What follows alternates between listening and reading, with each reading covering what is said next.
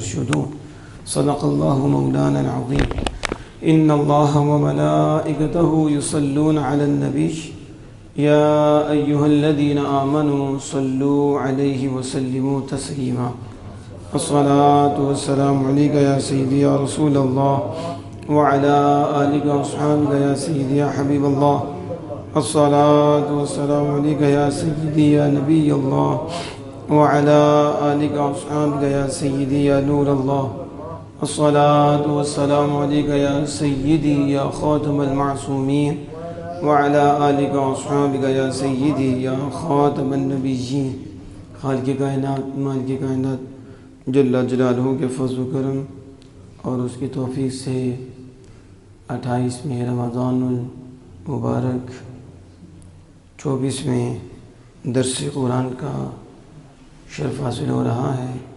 اللہ جل وعلا قرآن کے فہم سے اور قرآن کے نور سے ہمارے ظاہر و باطن کو روشن فرمائے، ہمیں قرآن کا نور، قرآن کی تعلیم عام کرنے کی توفیق عطا فرمائے، قرآن مجید اور صاحب قرآن سے ہمیں اپنا تعلق مضبوط کرنے کی توفیق عطا فرمائے۔ جو میں نے آیہ کریمہ پڑھی یہ دوسرے بارے میں موجود ہے۔ اللہ جل وعلا فرماتا ہے وَإِذَا سَأَلَكَ عِبَادِي، اور جب سَأَلَكَ آپ سے پوچھیں عبادی میرے بندے، عنی میرے متعلق، محبوب جب میرے بندے میرے متعلق آپ سے پوچھیں تو آپ کہہ دیجئے فَإِنِّي قریب، بے شک میں قریب ہوں۔ وہ مقام سے پاک ہے لیکن وہ اتنا بندے کے قریب ہے کہ بندہ خود اپنے اتنے قریب نہیں۔ فَإِنِّي قریب اجیب دعوت الداع اذا دعان، وہ فرماتا ہے میں قبول کرتا ہوں کیا دعا، کس کی؟ بندے کی، جب وہ مجھ سے دعا کرتا ہے۔ اجیب دعوت الداع، میں دعا کرنے والے کی دعا کو قبول کرتا ہوں، اذا دعانی، جب وہ مجھ سے دعا کرتا ہے۔ اب یہ آیہ کریمہ ہے جس میں اللہ عز و جل نے مطلق فرمایا، بلا کسی پابندی کے فرمایا اور بغیر کسی خاص کرنے کے فرمایا کہ جب میرا بندہ مجھ سے پکارے اور مجھ سے دعا کرے میں اس کی دعا قبول کرتا ہوں۔ آپ ذرا اصول سمجھیے گا کیونکہ میڈیا کا دور ہے اور وہ قرآن آگے رکھ کے حدیث آگے رکھ کر غلط مفہوم بیان کر کے لوگوں کو دعا سے دور کرتی ہیں اور پابندیاں لگاتی ہیں۔ یقیناً انہیں حساب دینا پڑے گا کہ انہوں نے اللہ پہ بھی الزام لگایا، اللہ کے محبوب پہ بھی الزام لگایا۔ اصول سمجھیے، جس چیز کو رب مطلق رکھے اور عام رکھے اور پابندی نہ لگائے، نہ آمنہ کے لال لگائے، تو پھر کوئی پابندی نہیں لگا سکتا۔ بولے ذرا کوئی، تو جو پابندی لگائے وہ مجرم ہے۔ وہ کون ہے؟ تو جو پابندی کی بات کرے تو پھر اس کے لیے دلیل ضروری ہے۔ بتاؤ کہاں اللہ نے پابندی لگائی، کہاں مصطفیٰ جان رحمت پر پابندی لگائی؟ ہاں تمہارے اوپر ضرور پابندی ہے کیونکہ تم نے جہنم میں جانا ہے تو تیرے لیے دعا نہیں ہے، دعا غلام مصطفیٰ کے لیے، دعا رسول اللہ کے پیاروں کے لیے ہے، اور اللہ کو اتنی پسند ہے دعا، آپ حدیث پڑھ کے دیکھیں۔ آج ہم نفلوں کے بعد دعا نہیں کرتے، حالانکہ حضور نے نفلوں کے بعد بھی دعا کرنے کو کم دیا۔ جو نفل پڑھ کے دعا نہیں کرتا اس کا مفہوم ہے کہ حضور فرماتے ہیں اس کی وہ نفل نماز ناقص ہے، نفل نماز بھی ناقص ہے۔ اللہ کو دعا اتنی پسند ہے کہ مالک چاہتا ہے کہ میرے بندے بار بار مجھ سے مانگیں، میں انہیں عطا فرماؤں۔ اور سمجھتے ہیں نا آپ، جب بندہ یوں کرتا ہے نا تو ظاہر کرتا ہے میں فقیر ہوں، میں محتاج ہوں، میں عاجز ہوں، تو دینے والا ہے۔ اور یہ ادائے مصطفیٰ ہے، اللہ کو اتنی پسند آتی ہے مالک ہاتھ پورے ہونے سے پہلے، چہرے پہ پھرنے سے پہلے ہی اس پہ کرم فرما دیتا ہے، اس کی دعا قبول فرما لیتا ہے۔ تو اب دیکھیے میں ایک اصول بتا رہا ہوں کہ جب اللہ پابندی نہ لگائے تو ملا کہاں آ گیا پابندی لگانے والا؟ یعنی اسی طرح آپ دیکھو، ان اللہ و ملائکتہ یصلون علی النبی یا ایھا الذین آمنوا صلوا علیہ وسلموا تسلیما۔ اللہ درود بھیجتا ہے اور اللہ کے فرشتے بھیجتے ہیں۔ ایمان والو تم دو کام کرو، یہاں اللہ درود بھیجتا ہے اور اس کے فرشتے درود بھیجتے ہیں، لیکن جب ایمان والوں کی بات آئی تو میں تم دو کام کرو، درود بھی بھیجو اور کثرت سے سلام بھی بھیجو۔ اب یہاں دیکھو اللہ نے مطلق رکھا، عام رکھا، قید لگائی ہے کہ اس ٹائم بھیجنا، اس ٹائم نہیں بھیجنا، پابندی نہیں لگائی، اور نہ مصطفیٰ جان رحمت پر پابندی لگائی، بلکہ حضور نے تو کہا، انہوں نے کہا کہ اتنا کر لوں، آپ نے کہا زیادہ کر لو تو بہتر ہے، اتنا کر لوں، کہا اس سے بھی زیادہ ٹھیک ہے لیکن کر لو تو بہتر ہے۔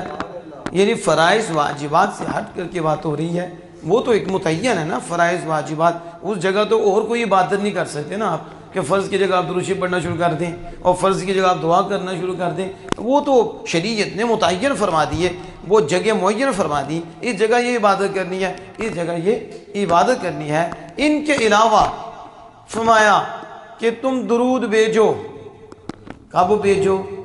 محبوب پہ درود بھیجیں کہ بھی کب لگائیں؟ جب اپنے لیے کب کوئی نہیں، اپنے لیے ادھر تو کب بول بھی نہیں سکتے، وہ تو ہر گھڑی ہر لمحہ اپنے محبوب کی شانیں بڑھا رہا ہے، اپنے محبوب کی شانیں ظاہر فرما رہا ہے۔ اور امام بخاری شریف میں لائے کہ اس کا مطلب کیا ہے کہ اللہ درود بھیجتا ہے۔ امام ابو العالیہ کا قول نقل کرتے ہیں امام بخاری، یہ کہتے ہیں بابے، اور لوگوں کو گمراہ کرتا ہے۔ کمینے یہ جو امام بخاری کوٹ کرتے ہیں یہ بابے نہیں تو اور کون ہیں؟ امام ابو العالیہ کا قول امام بخاری نقل کرتے ہیں اس آیت کے تحت کہ اللہ کا درود کیا ہے، تو وہ کہتے ہیں اللہ کا درود یہ ہے کہ اللہ اپنے محبوب کی نعت پڑھتا ہے، اپنے محبوب کی مدح کرتا ہے۔ یہ اللہ کی اپنے محبوب پہ درود بھیجنا ہے، اور یہ درود کو اللہ پاک نے عام رکھا۔ اب یہاں یہ نہیں فرمایا کہ اس ٹائم نہ پڑھنا تو اس ٹائم نہ پڑھنا، اچھا نماز سے پہلے نہیں پڑھنا، نماز کے بعد نہیں پڑھنا، اچھا اذان سے پہلے نہیں پڑھنا، اذان کے بعد نہیں پڑھنا۔ ہم نے کہا ملا رب نے تو کوئی قید نہیں لگائی، تمہارے ہاں تو زور ٹائم پڑھنے لگے تو پوچھو گے اس ٹائم رسول اللہ نے پڑھا تھا؟ میں کہوں گا یہ جو تو کہہ رہا ہے یہ بھی کسی نے کہا تھا۔ اور درود پہ بھی پابندی لگاتا ہے حضور، پر درود یہ رب کی عبادت ہے اور دعا بھی رب کی عبادت ہے اور یہ ذکر ہے، اور اللہ پاک تم آتا کثرت سے ذکر کرو، اور رب کا ذکر نہیں کرنا تو کس کا کرنا ہے؟ اب دیکھو میں جو سمجھانے لگا تھا اصول کہ جہاں اللہ عام رکھے کوئی پابندی نہ لگائے نہ خاص کرے، پھر کسی کو وہاں اجازت نہیں ہے کہ پابندیاں لگائے۔ جہاں رسول اللہ صلی اللہ علیہ وسلم نے کوئی پابندی نہیں لگائی، اسے عام رکھا ہے، پھر کسی کو جرت نہیں ہے کہ وہ جو ہے پابندیاں لگاتا پھرے، وہ وہی لگائے گا جو دین سے ہٹا ہوا ہے، جو پھرا ہوا ہے، جس کے لیے رحمت نہیں ہے، جس کے لیے کرم نہیں ہے، جس کے لیے کرم ہے، جس کے لیے فضل ہے۔ کہا جو دینے والا قید نہیں لگاتا تمہیں کس بات کی تکلیف ہے؟ وہ تو کہتا ہے ہاتھ گھڑی مانگو۔ اسی طرح یہاں دیکھو اجیب دعوت الداع، اللہ پاک میں دعا کرنے والوں کی دعا کو قبول کرتا ہوں۔ اذا دعانی، جب مجھے پکارے، جب رب فرماتا جدو مرضی پکارے، جدو مرضی مجھ سے مانگے میں اسے دوں گا۔ تو جب رب پابندی نہیں لگا رہا، جنازے سے پہلے ہو، جنازے کے بعد ہو، نماز کے پہلے ہو، نماز کے بعد ہو، گھر میں ہو، بازار میں ہو، جہاں بھی ہو، جب بھی مجھے پکارے گا، پکارنا اس کا کام ہے، عطا فرمانا ہمارا کام ہے۔ اب یہ کیا ہے؟ یہ قرآن ہے، اذا دعانی۔ اور اسی طرح میں نے یہ بتا دیا، اب یہ اصول آپ نے سامنے رکھنا ہے۔ اب میرے پاس یہ مصنف عبد الرزاق ہے، یہ امام بخاری کے بھی استاد ہیں، مصنف عبد الرزاق، جن کو تکلیف ہوتی ہے کہ جنازے کے بعد دعا کیوں کرتی ہے۔ ہم نے کہا تو کیا جانا کہ جنازے کے بعد میرے لیے بد دعا کرنا، دعا نہ کرنا، کیونکہ پھر میں دعا ہو گئی تو میں گناہگار ہو جاؤں گا، جہنم میں چلا جاؤں گا۔ تو بد دعا ہی کرنا، یہ بھی حدیث پاک ہے اور یہ مصنف عبدالرزاق ہے، کبھی یہ بھی پڑھ لو اور لوگوں کو یہ بھی بتاؤ۔ سنیں، عبدالرزاق عن عبید اللہ ابن عمر عن نافع قال ابن عمر اذا انتہا الى جنازت وقد صلی علیہا دعا وانصرف ولم یعید الصلاة۔ کہتے ہیں عبدالرزاق نے عبید اللہ بن عمر سے اس کو روایت کیا اور انہوں نے حضرت نافع سے روایت کیا۔ وہ حضرت نافع کہتے ہیں کہ ابن عمر رضی اللہ تعالیٰ عنہ جب جنازے کے لیے پہنچتے وقت صلی علیہا، درا حال کہ جنازہ ہو چکا ہوتا، یعنی ابن عمر پہنچتے اور جنازہ ہو چکا ہوتا، تو پھر ابن عمر کا عمل کیا تھا جنازہ ہو جانے کے بعد؟ کہتے ہیں دعا، ابن عمر جب پہنچتے جنازہ ہو چکا ہوتا تو آپ دعا کرتے۔ یہ کون ہے؟ سیدنا فاروق اعظم کے لختے جگر ہیں اور اس پائے کے صحابی ہیں کہ انہوں نے حضور کی جگہ جہاں حضور بیٹھے ہیں، جہاں حضور گزرے ہیں، انہوں نے چھوڑی نہیں، وہاں جا کے بیٹھے ہیں، اور جہاں حضور نے نماز پڑھی ہے وہاں جا کے انہوں نے نماز پڑھی ہے، جہاں حضور سے گزرے ہیں وہاں جا کے گزرے ہیں۔ انہوں نے حضور کی ہر متبرک جگہ کو محفوظ بھی رکھا ہے اور اس کے اوپر عمل کر کے بھی دکھایا ہے۔ یہ ابن عمر رضی اللہ تعالیٰ عنہما ہیں، جب جنازہ ہو چکا ہوتا آپ پہنچتے تو کہتے دعا، آپ دعا کرتے، وانصرفا، اور آپ پلٹ آتے، لم یعید الصلاۃ، آپ دوبارہ نماز جنازہ نہیں پڑھتے تھے، دوبارہ نماز جنازہ نہیں پڑھتے تھے، بلکہ کیا کرتے تھے؟ دعا کرتے تھے۔ اب یہ حدیث عبدالرزاق، مصنف عبدالرزاق کی ہے اور دعا کا لفظ یہاں موجود ہے، اور یہ جو لوگ کہتے ہیں کہ یہ بدعت ہے، یہ ناجائز ہے، پتہ نہیں کیا سے ہم بدعت، پتہ نہیں تمہارے یہاں کیا ہے، امیروں کے لیے سنت بن جاتی ہے، امیروں کے لیے شریعت بن جاتی ہے اور غریبوں کے لیے بدعت بن جاتی ہے۔ وہاں تو دعائیں بھی کرائی جاتی ہیں، وہاں تو کرسیاں بھی لگ جاتی ہیں، اور پھر نام کیا رکھا جاتا ہے؟ اجتماعی دعا۔ میں نے کہا کان ادھر سے پکڑ لو، یہ ادھر سے پکڑ لو، بات تو وہی ہے، لوگ کوئی بہرے تو نہیں ہیں، لوگ کوئی نبینے تو نہیں ہیں، اللہ کا فضل ہے، عقل مند ہے، وہ سمجھ رہے ہیں کہ اب انہیں پتہ ہے اگر کہہ دیا ختم تو پھر مذہب بنایا وہ اپنا تو وہ بھی ہو جائے گا ختم، مذہب بھی بچانا ہے، لہذا نام دے دو اجتماعی دعا۔ کیا؟ تو اور کیا ہے؟ دعا ہی ہے۔ ہم یہی تو کہتے تھے کہ مومن کے لیے دعا ہے، چاہے وہ زندہ ہے پھر بھی دعا ہے، جنازے سے پہلے بھی دعا ہے، جنازے کے بعد بھی دعا ہے، جنازے کے اندر بھی دعا ہے، قبر کے اوپر بھی دعا ہے، اور اس کے اوپر آمینہ کے لال کا کردار ہے، صحابہ کا کردار ہے۔ حضرت ابن عمر رضی اللہ تعالیٰ عنہما قبر کے بعد سرہانی اور پینتی، آپ کا یہ عمل اور یہ سنت مصطفیٰ ہے کہ یہ جو شروع میں سورہ بقرہ کی آیات پڑھی جاتی ہیں، پھر قدمین میں وہ جو آیات پڑھی جاتی ہیں سورہ بقرہ کی، اس کے اوپر تو رسول اللہ صلی اللہ علیہ وسلم کی سنت کی بور ہے، اور پھر اس کے بعد حضور فرماتے ہیں جب دفن کر لیا جائے، حضور فرماتے ہیں اپنے بھائی کے لیے تثبیت مانگو، تثبیت مانگو۔ کیا تثبیت؟ جو دنیا میں کہتا تھا میں اللہ اس کے رسول کو مانتا ہوں، اب قبر میں چلا گیا، اللہ سے دعا کرو مالک جو یہاں رہتے ہوئے یہ اقرار کرتا تھا اسے قبر میں بھی اس پہ قائم رکھنا۔ اب یہ میں عرض کر رہا ہوں حدیث پاک کے حوالے سے، ابھی میں اگلا حوالہ بھی دوں گا، یہ میرے پاس مسلم شریف کی حدیث پاک ہے۔ کس کی؟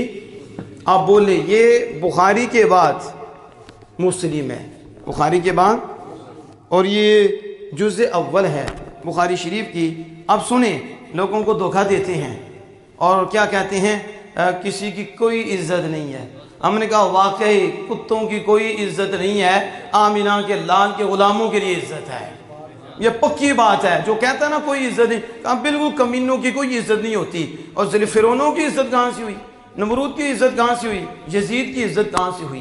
پلید کی عزت کہاں سے ہوئی؟ پاکوں کی عزت ہوتی ہے، جن نے رب کو مانا ہے ان کی عزت ہے۔ دیکھو حدیث سنو گے آپ کا من جو ہے ٹھنڈا ہو جائے گا جب آپ سنیں گے۔ رسول اکرم صلی اللہ تعالیٰ علیہ وسلم فرماتے ہیں اس حدیث کی جو راویہ ہیں وہ حضرت ام سلمہ ہیں۔ کون ہیں؟ تو بتا دو ام سلمہ بعد میں ہماری اماں جان ہو گئی ام المؤمنین حضرت ام سلمہ. پہلے ان کی شادی ہوئی تھی حضرت ابو سلمہ سے، تو ان کا انتقال ہوا تو پھر حضور نے ان کو جب فرمایا تو پھر ان کی قسمت میں رسول اللہ کی ذات آئی. تو حضرت ام سلمہ رضی اللہ تعالی عنہا سے یہ روایت ہے، کہتی ہیں قال رسول اللہ صلی اللہ علیہ وسلم اذا حضرتم المریض او المیت اذا حضرتم المریض او المیت فقولوا خیرا فإن الملائکۃ یؤمنون علی ما تقول. اب سنیں، کہتے ہیں کہ رسول اللہ صلی اللہ علیہ وسلم فرمایا جب تم کسی مریض کے پاس حاضر ہو، جب تم، دیکھو کتنا، یہ تو بچے کو بھی ترجمہ آ جائے گا. اذا جب، حضر تم حاضر ہو، اس کے پاس آؤ. کس کے پاس؟ فرمایا المریضہ، مریض کے بعد اویل میتہ، یا میت کے پاس. اب دیکھو مریض یا میت فوت شدہ کے پاس تم حاضر ہو جاؤ تو پھر قولوا خیرا، تم اچھی بات کہو. کیا کہو؟ اچھی بات کہو. کیوں؟ فإن الملائکۃ یؤمنون علی ما تقولون، جو تم کہتے ہو اس پر فرشتے آمین کہتے ہیں، اس پر فرشتے.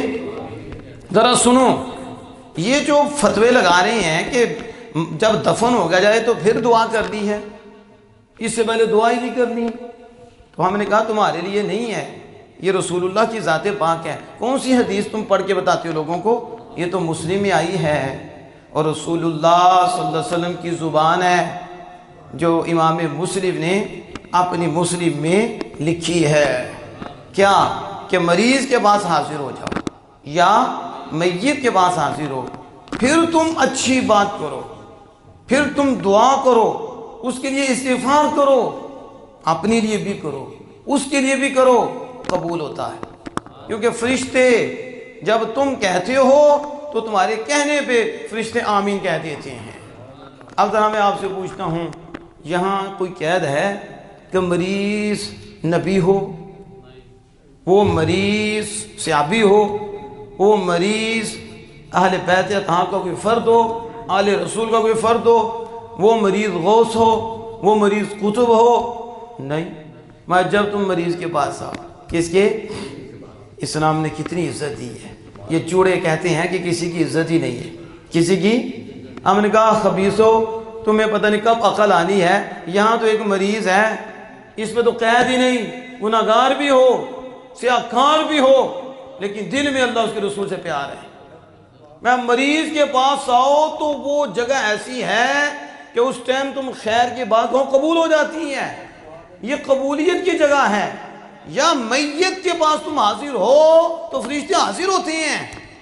یہ میت فرشتہ ہے جس کے پاس اتنے فرشتے آ گئے.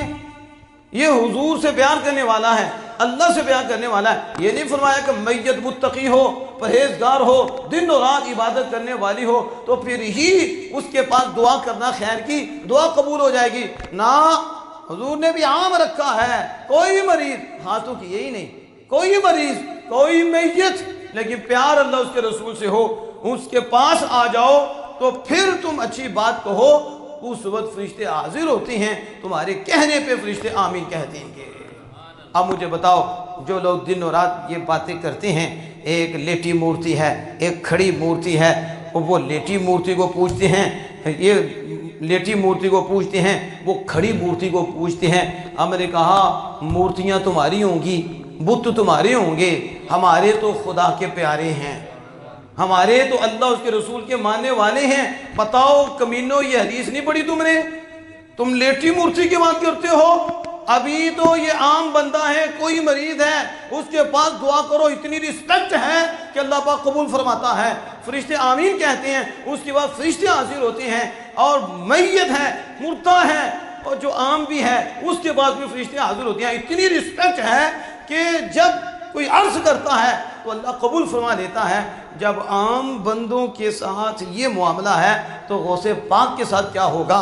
داتا صاحب کے ساتھ کیا ہوگا، خواجہ صاحب کے ساتھ ہوگا، بابا فرید الدین گنجی شکر جہاں لیٹے ہیں وہاں کتنا برکتوں کا عالم ہوگا، کتنی رحمتیں برستی ہوں گی۔ امام علی الحق جہاں لیٹے ہیں کتنی رحمتیں برس رہی ہوں گی۔ جب عام بندے کے پاس بھی دعا رد نہیں ہو رہی، فرشتے آمین کہہ رہے ہیں، جہاں وہ بیٹھے ہیں جن کی نگاہوں سے اللہ پر کروڑا ولی بنا دیے ہیں، ان کے پاس کیا عالم ہوگا۔ اس لیے ہم کہتے ہیں وہ مورتیاں تمہاری ہیں۔ ایمان نے یہ عزت بخشی ہے کہ ادنا سے ادنا بھی امتی ہو، مرض میں ہو تو جگہ قبولیت کی ہے، وہ فوت ہو جائے شرف اتنا ہے کہ وہ جگہ قبولیت کی ہے۔ جو میں عرض کرنے لگا تھا، اگر میت کے پاس دعا کرنا ہی ناجائز ہے، جب مر جائے کھڈے میں پڑ جائے پھر ہی دعا کر سکتے ہیں، وہ بھی اس کی قبر بھی کر سکتے ہیں، وہ بھی قید ہے۔ یہاں حضور نے یہ فرمایا، حضور صلی اللہ علیہ وسلم نے جب بیمار ہو تم حاضر ہو جاؤ یا میت ہو تم اس کے پاس آ جاؤ، فقولوا خیرا، حضور نے حکم فرمایا۔ اور یہ حدیث قولی ہے، فعل مصطفیٰ بھی ہے اور حکم مصطفیٰ بھی ہے۔ حضور نے حکم کیا قولوا خیرا۔ یہ میرے پاس یہ جو حاشیہ ہے یہ امام نووی کا ہے، اور امام نووی شافعی ہیں، حنفی نہیں ہیں، شافعی ہیں، اور محدث امام نووی وہ پتہ کیا کہتے ہیں، جو نبی کرم صلی اللہ علیہ وسلم فرمایا اذا حضرتم المریض او المیت فقولوا خیرا فان الملائکۃ علی ما تقول، کہتے ہیں اس میں تو قول خیر کی طرف پسندیدگی کی گئی ہے، یعنی قول خیر کو پسند کیا گیا ہے کہ اس ٹائم اچھی بات کرنے کو پسند کیا گیا ہے۔ اور کہتے ہیں حینئذ من الدعاء والاستغفار له وطلب التلطف به والتخفیف منه فيه حضور الملائکۃ حینئذ۔ آپ کہتے ہیں کہ اس میں تو یہ اچھی بات کو پسند کیا گیا کہ اس وقت دعا چاہیے، اس کے لیے استغفار چاہیے، یعنی اس کو حضور پسند فرما رہے ہیں کہ اس ٹائم دعا کرو، فقولوا خیرا، یعنی تم دعا کرو اس کے لیے اچھی، اور استغفار کرو اس کے لیے، اور اس کے لیے مہربانی طلب کرو رب سے، اور عذاب سے تخفیف طلب کرو کہ مالک اس سے عذاب دور کرنا، اس کے لیے آسانیاں کرنا۔ کب؟ جب میت سامنے ہو، جب میت، یعنی یہ کوئی ایک تو حدیث بتا رہی ہے بالکل واضح، دوسرا امام نووی اس کی شرح کرتے ہوئے بھی یہ کہہ رہے ہیں اللہ کو یہ پسند ہے کہ وہ وہاں ٹھہرتے ہوئے اس کے لیے استغفار بھی کرے، مالک اس کو بخش دے، اور اس کے لیے عذاب سے کمی کا بھی سوال کرے، مالک اس سے عذاب بھی دور فرما دے، مالک اس پہ مہربانی فرما۔ آگے آپ سنیں، حضرت ابو سلمہ فوت ہو گئے نا، فلما مات ابو سلمہ فوت ہو گئے، اتیت النبی کرم صلی اللہ علیہ وسلم، کہتے ہیں میرے پاس آئے، فقلت، میں نے کہا یا رسول اللہ ان ابا سلمہ، ابو سلمہ تو فوت ہو گئے، قد مات، ابو سلمہ فوت ہو گئے۔ تو نبی کرم صلی اللہ تعالی علیہ وسلم نے فرمایا قولی اللہم اغفر لی ولہ، فرمایا نبی کرم صلی اللہ علیہ وسلم نے فرمایا مجھے حکم دیا، حضرت ام سلمہ کہتی ہیں حضور نے مجھے حکم دیا، سنو ابھی حضرت ابو سلمہ فوت ہوئے، رسول اللہ صلی اللہ علیہ وسلم تشریف لائے، ہماری اماں جان حضرت ام سلمہ رضی اللہ تعالیٰ عنہ کہتی ہیں میں نے عرض کی ابو سلمہ فوت ہو گئی، جب فوت ہوئے تو حضور صلی اللہ علیہ وسلم تشریف لائے اور آپ نے مجھے فرمایا ام سلمہ اللہم اغفر لی، قولی تم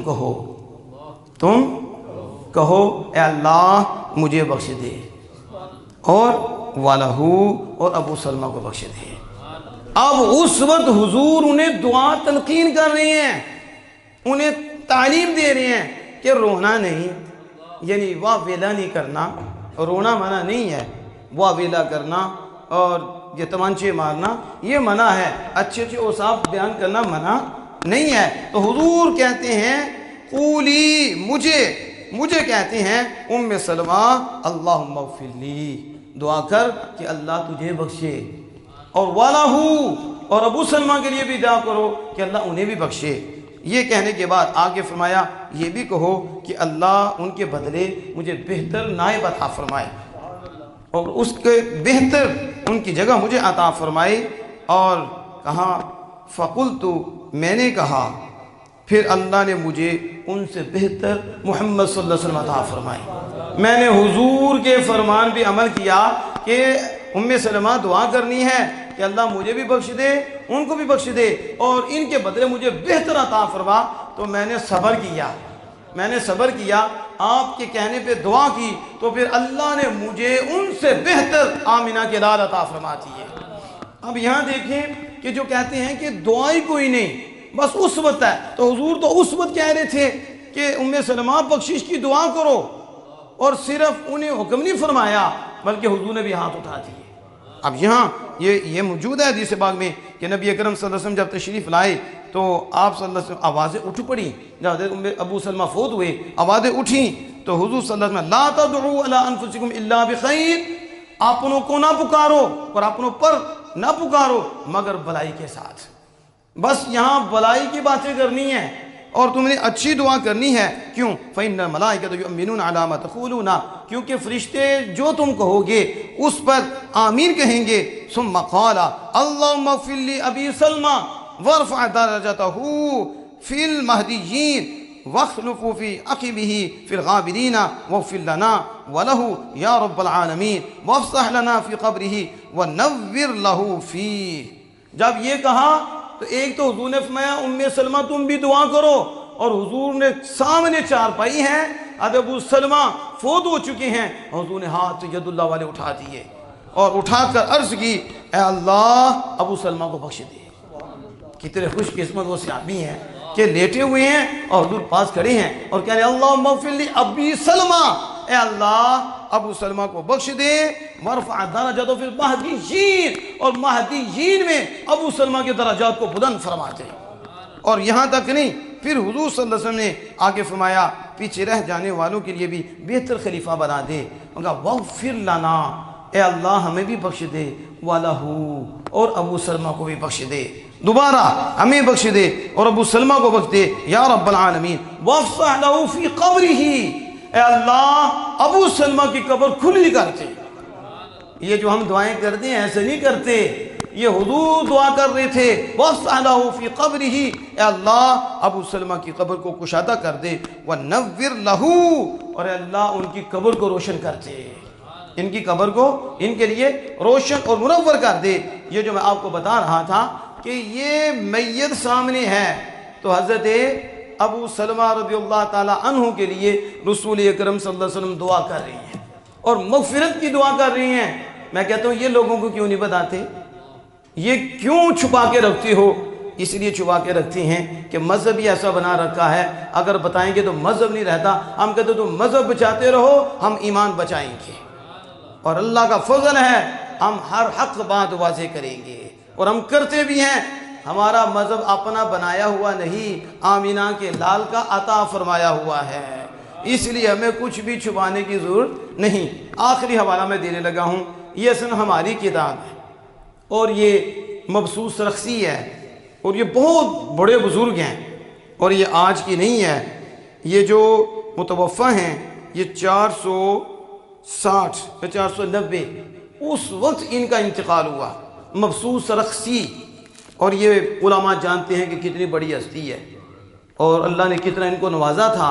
یہ لکھتے ہیں کہ حضرت ابن عباس رضی اللہ تعالیٰ عنہ اور حضرت ابن عمر رضی اللہ تعالیٰ عنہ، یہ دونوں ہستیاں انہما فاتتہما الصلاۃ علی جنازۃ، جب نماز جنازہ فوت ہو جاتا، یہ تشریف لاتے لیکن نماز جنازہ ہو چکا ہوتا، تو ان کا عمل کیا تھا؟ فلما حضر، بس یہ جب دونوں حضرات حاضر ہوتے اور نماز جنازہ فوت ہو گئی ہوتی تو یہ کیا کرتے؟ ما زادہ علی الاستغفار لہو، یہ دوبارہ نماز جنازہ نہیں پڑھتے تھے، جب دونوں ہستیاں حاضر ہوتی تھیں تو کہتے تھے مالک اس کی بخشی فرما دے، دعائیں مغفرت کرتے تھے۔ ابن عباس اور حضرت ابن عمر رضی اللہ تعالیٰ عنہما دوبارہ جنازہ نہیں پڑھتے تھے کہ اب انہوں نے پڑھ دیا ہم غائبہ نہیں پڑھ دیں، وہ دوبارہ جنازہ نہیں پڑھتے تھے، بلکہ کیا کرتے تھے؟ استغفار لہ، آتے دیکھا جنازہ ہو گیا تو پھر ہاتھ اٹھاتے، کہتے مالک اس کی بخشش فرما دے، اس پہ کرم فرما دے۔ اور حضرت عبداللہ بن سلام رضی اللہ تعالیٰ عنہ جب وہ آئے تو سیدنا فاروق اعظم رضی اللہ تعالیٰ کی جنازہ ہو چکا تھا، فاتتہ الصلاۃ علی جنازۃ عمر، حضرت عمر رضی اللہ تعالیٰ کے جنازے پر جب آپ آئے تو جنازہ ہو چکا تھا۔ فلما حضر، حاضر ہوئے تو کہا ان سبقتمونی بالصلاۃ علیہ، اگر تم نماز جنازہ پڑھ کے مجھ سے آگے نکل گئے ہو، تم سبقت لے گئے ہو، فلا تسبقونی بالدعاء لهم، لیکن سیدنا فاروق اعظم رضی اللہ تعالیٰ عنہ کے لیے دعا کرنے میں تم میں سے جنازہ پڑھ کے تو تم آگے چلے گئے ہو، اب دعا میں بھی شامل ہوں گا، دعا میں۔ اب یہ بات جنازہ فاروق اعظم حضرت عبداللہ بن سلام کہہ رہی ہیں کہ دعا میں شامل ہوں گا، ادھر یہ نہیں ہے کہ قبر پہ جا کے شامل ہوں گا، ابھی جنازہ ہوا یہ پہنچی ہیں۔ اس کے علاوہ بھی ہمارے پاس حدیث پاک موجود ہیں، لیکن وقت کے دامن میں گنجائش بھی نہیں، لیکن مختصر سے وقت میں میں نے آپ کے سامنے اس چیز کو واضح کیا۔ اللہ پاک پسند فرماتا ہے کہ اسے دعا مانگی جائے، جیسے ابھی سورت آپ انشراح پڑھ کے دیکھیں، الم نشرح لک صدرک، یہ پڑھیں تو اس کے آخر میں ہے فَإِذَا فَرَغْتَ فَانصَبْ وَإِلَىٰ رَبِّكَ فَارْغَب، اور حضرت امام حضرت عبداللہ بن عباس رضی اللہ تعالیٰ عنہ کے بڑے شاگرد حضرت مجاہد علیہ رحمۃ الرحمن اس کی تفسیر کرتے ہوئے لکھتے ہیں، اور تفسیر جلالین میں یہ موجود ہے کہ اس کا مطلب کیا ہے، فَإِذَا فَرَغْتَ فَانصَبْ، کہتے ہیں اس کا مطلب یہ ہے جب تم نماز سے فارغ ہو جاؤ، فَإِذَا فَرَغْتَ، جب تم نماز سے فارغ ہو جاؤ تو فَانصَبْ، پھر دعا میں خوب محنت کرو، دعا میں خود کوشش کرو، رو رو کے آج کی انکساری سے اللہ کے حضور دعا کرو۔ یعنی یہاں یہ مطلب نہیں ہے کہ بس فرض نماز ہو، یہاں تو فرض نماز کے بعد بھی دعا کا مسئلہ ہے، یہاں تو اللہ کو پسند ہے کہ بندہ نماز سے فارغ ہو، کسی نماز سے فارغ ہو، تو کیونکہ نماز کے فارغ ہونے کے بعد جو جگہ ہے یہ قبولیت کی جگہ ہے، تو اب اس وقت دعا کرو۔ اللہ کو کتنی پسند ہے کہ محبوب کو فرما رہا ہے جب آپ نماز سے فارغ ہوں تو پھر دعا میں خوب کوشش کریں، کس میں؟ اور مجھے بتاؤ حضور نے کس جگہ پہ دعا چھوڑی ہے؟ کوئی ایسی جگہ دکھاؤ۔ آج تو ہمارا رب سے تعلق ٹوٹا ہے نا، ہم دعا سے دور ہو گئی ہیں اور دعا سے دور کیا جا رہا ہے، وگرنہ ہمیں تو کپڑا اتارنے سے پہلے بھی دعا سکھائی گئی ہے اور کپڑا پہننے کے بعد بھی دعا سکھائی گئی ہے، اور نئے کپڑے پہننے پہ بھی دعا سکھائی گئی ہے، اور ہمیں جوتا پہننے سے اس کی بھی دعا سکھائی گئی ہے، گھر میں داخل ہونے کے وقت کی بھی دعا سکھائی گئی ہے، گھر سے باہر نکلنے کے وقت کی بھی دعا سکھائی گئی ہے، برتن بعد میں پکڑنا پہلے کہنا کیا ہے، کھانا بعد میں پہلے کہنا کیا ہے، کھانا کھا کر اس کے بعد، یعنی توجہ اللہ کے محبوب کریم صلی اللہ علیہ وسلم نے ہر گھڑی اللہ کی طرف رکھی ہے، اور ہماری بھی ادھر توجہ دلانے کی حضور نے ترغیب دلائی، کوشش کی کہ امت کا بھی تعلق اللہ سے مضبوط رہے، یہ ہر کام سے پہلے رب کو یاد رکھیں، ہر عمل سے پہلے رب، حتیٰ کہ میاں بیوی جب آپس میں تعلق قائم کرنے لگتے ہیں اس وقت بھی اللہ کی یاد ہے، اس وقت بھی اللہ سے دعا ہے، اس وقت بھی حضور نے سکھائی ہے۔ کون سی جگہ ہے جہاں دعا نہیں ہے؟ حتیٰ کہ جنگ کے دوران بھی دعا، حضور دعا کر رہی ہیں، اور جنگ کے دوران دعا ہو رہی ہے، کس انداز سے دعا کر رہی ہیں؟ اس لیے دعا سے روکنے والا یقیناً خدا سے دور ہے، اور جو دعا کی ترغیب دلانے والا ہے وہ خدا کے قریب ہے۔ اس لیے حضرات محترم یہ کوشش کریں کہ ایسی چیزوں کو اپنے ذہن میں رکھا کریں۔ مریض کی میں نے بات کی تو جایا کریں، اپنا بہت فائدہ ہوتا ہے، دیکھو اللہ کو کتنا پسند ہے، حالانکہ مریض کو آپ نے جا کے کیا کوئی 10 کلو چاول کھلانے ہیں، اسے نوٹ لینے ہیں، وہ پریشان بیٹھا، بس آپ اس کا دل جیتتے ہو، دل ہی جیت رہی ہو نا، اسے اپنا سمجھا ہے نا، اللہ اتنا دیتا ہے، اتنا دیتا ہے، کبھی آپ حدیث پاک پڑھ کے دیکھیں۔ یعنی میں جہاں تک پہنچا ہوں نا، جو ہم نے سمجھا ہے نا، اللہ کو مخلوق سے جو پیار کرتا ہے نا، ان کے دل جیتے نا، رب کو بڑا پسند ہے۔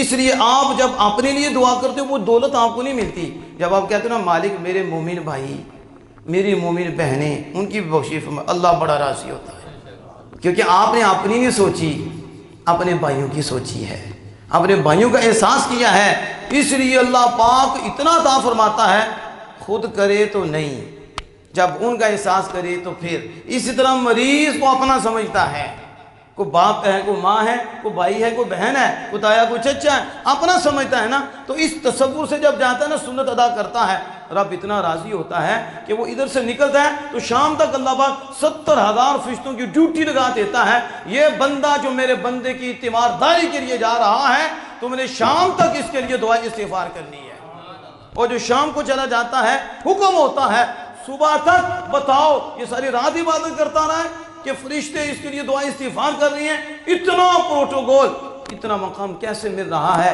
احساس کرتے ہوئے جا رہا ہے۔